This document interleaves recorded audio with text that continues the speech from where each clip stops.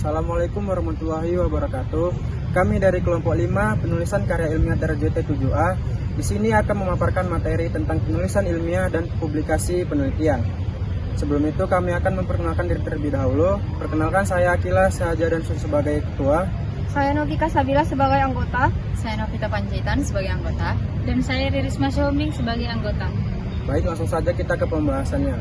Baik, kita akan masuk ke pembahasan yang pertama, yaitu adalah pengertian karya ilmiah.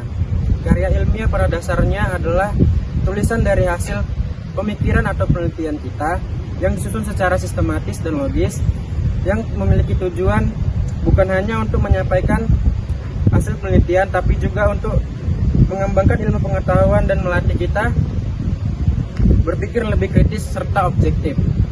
Selain itu, karya ilmiah juga menunjukkan tanggung jawab peneliti terhadap kebenaran ilmiah dan menjadi bentuk kontribusi nyata terhadap masyarakat.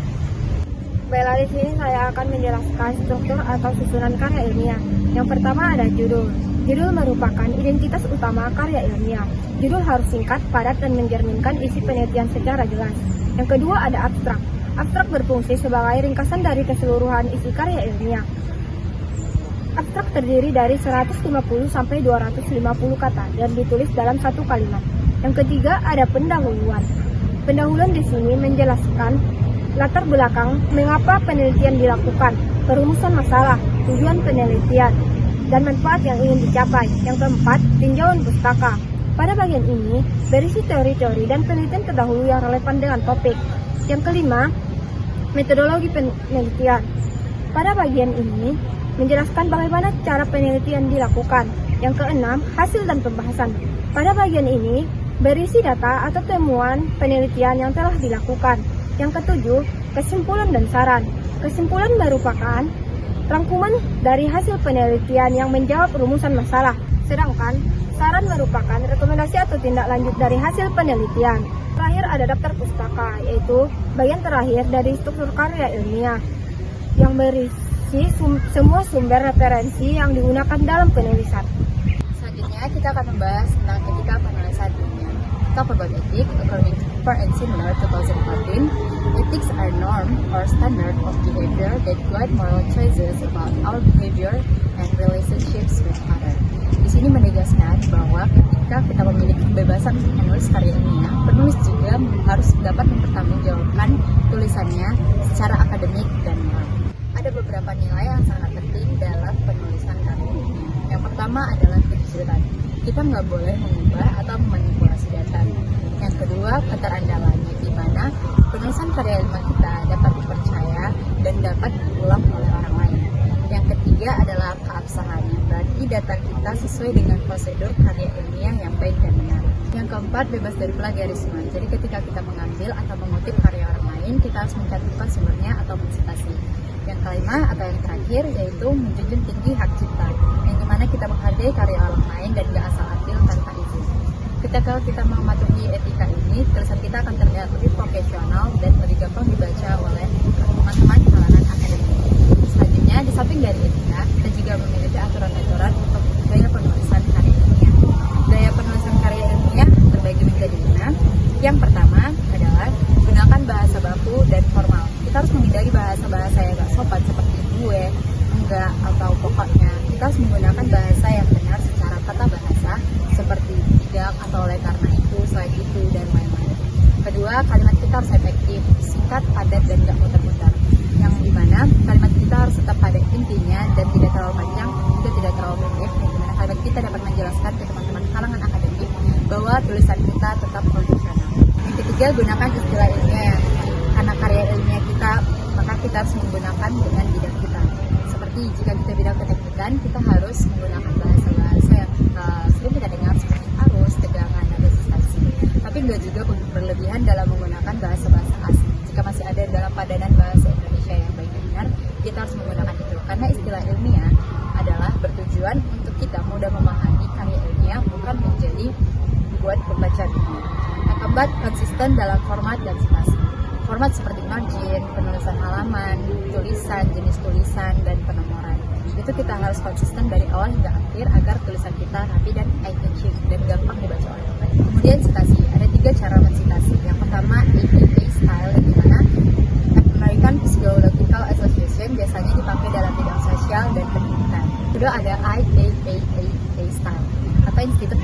Mechanical and Electronics Engineering, biasanya digunakan dalam dunia teknik dan teknologi. Yang ketiga ada Chicago Style, biasanya digunakan dalam bidang sejarah, humaniora, dan sastra. Jadi ketika kita memakai style konsentrasi MBA dari awal, kita harus konsentrasi juga MBA dengan akhir. Tidak boleh merubah agar tulisan kita tetap lebih rapi dan profesional. Kemudian yang terakhir dan tidak kalah penting, ejaan yang disempurnakan harus kita gunakan di dalam penulisan karya ilmiah kita, agar tulisan kita rapi dan gampang dibaca dari teman-teman kalangan akademik. Nah, intinya gaya penulisan karya ilmiah itu enggak sulit. Jadi kita harus mengikuti alur dengan cara yang jelas, rapi, dan konsisten agar tulisan kita gampang dan mudah dipahami oleh teman-teman. Selanjutnya adalah publikasi penelitian. Publikasi penelitian ini adalah suatu kegiatan untuk menyebarkan hasil penelitian kita kepada kalangan akademik di berbagai media seperti jurnal ilmiah.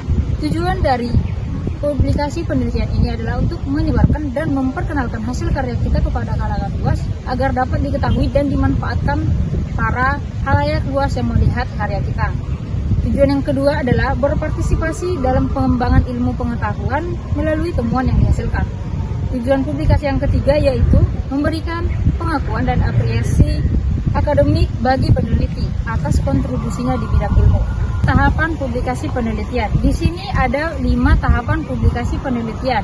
Yang pertama, menulis artikel ilmiah berdasarkan hasil penelitian.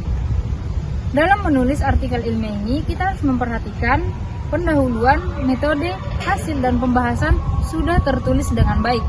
Yang kedua adalah menyesuaikan format dengan pedoman jurnal atau template yang sudah ditentukan dan sudah diberikan kepada kita. Yang ketiga, mengirim atau mengunggah artikel ke jurnal atau sistem OJS atau online journal system. Keempat, proses review dan revisi oleh editor dan reviewer.